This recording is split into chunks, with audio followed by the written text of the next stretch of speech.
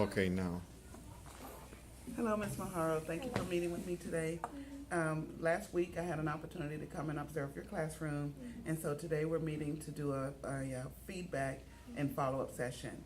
I first want to say that we set a goal for you earlier this school year for you to prepare your morning message, your anchor charts, and other educational resources ahead of time, as to not use instruction time, so that you know not to have idle time during instruction. And you did that. You did a really good job. In fact, when I came and did your observation, I noticed your anchor chart is right over there for text structure and story elements, and it was really great, and I loved it a lot.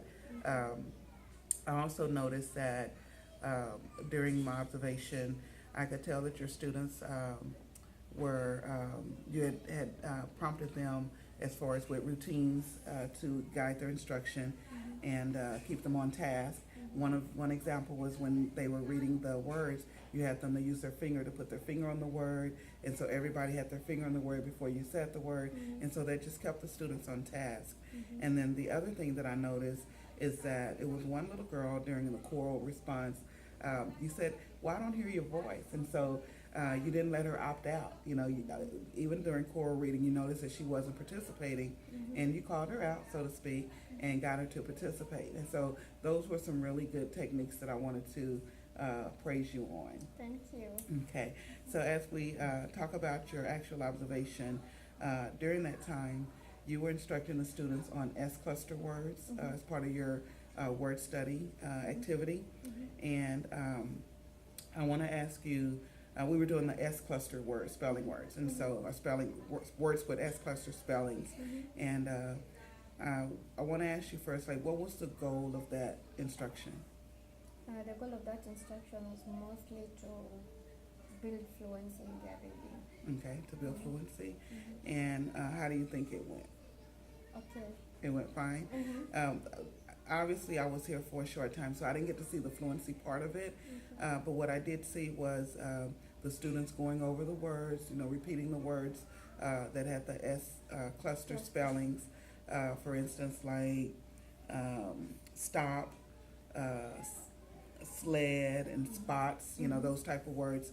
And I noticed that when you were asking them, you know, about these words, they were responding and it was like choral response, so everybody was responding. And my question is, how do you monitor, or how can you tell if every student was successful with that lesson during that choral response? Okay, because the S cluster, me including the S cluster in the lesson is because that's the phonic skills for the week. So I'm just embedding it in the lesson. But the main goal for that decodable reader lesson is to show them how to read blending and building fluency. So when I'm checking for understanding, I check for understanding in small groups, one-on-one individual. I ask an individual to read for me at least a page.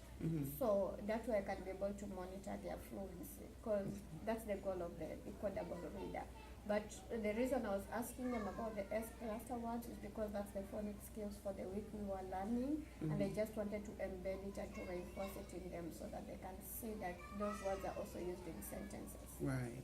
And one of the reasons I'm inquiring about checking for understanding during that part of your lesson is there was one little boy that was sitting over here, and he could identify the S cluster words, like words with the S cluster spelling, but he couldn't pronounce them or couldn't repeat the words to me when I asked. And so my question is there a way, or do you have a strategy for checking for understanding during choral response when you're working on those S cluster words or the vocabulary? Yeah. I think what we normally do, I can use their whiteboards or their journals. I can sound out words to them and then ask them to spell. For example, can you write for me that word in your whiteboard? And then when they raise their whiteboards, I can be able to see whether they were able to connect the word, the sound to the letter. Okay, that blending sound, Yes, ST for yes. stop. I think that would be a really good idea, because it's when you're doing for response as a group, it's hard to hear some of the students when they read back to you, and so you may be missing some opportunities for checking for understanding there. And so let's practice how that would look like if in a whole group setting. So for